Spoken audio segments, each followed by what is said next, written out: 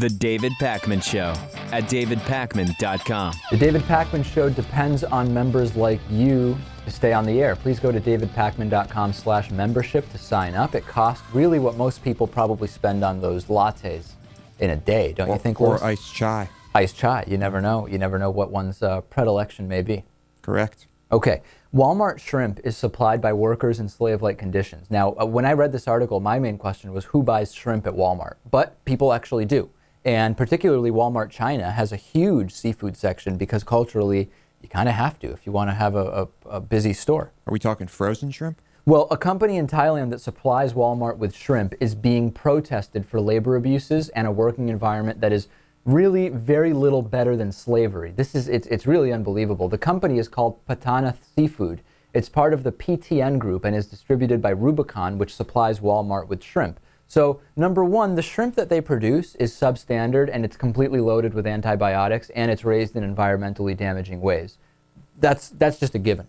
Right. Even if there weren't slave-like conditions, that part I would assume. But the Thai factory is now being protested by workers for their working conditions. Not only are they accused of skimping on the pay they've promised workers, and they're keeping a percentage of the pay against the debt that workers incurred to travel to the factory, which is basically something called debt bondage in the human rights community. They're also reportedly keeping the workers' passports and releasing them only for a fee, which prevents the workers from traveling back, often hundreds or thousands of miles to where they're actually from to see their families, often the main reason they even take this job, to be able to support their families. It's incredible.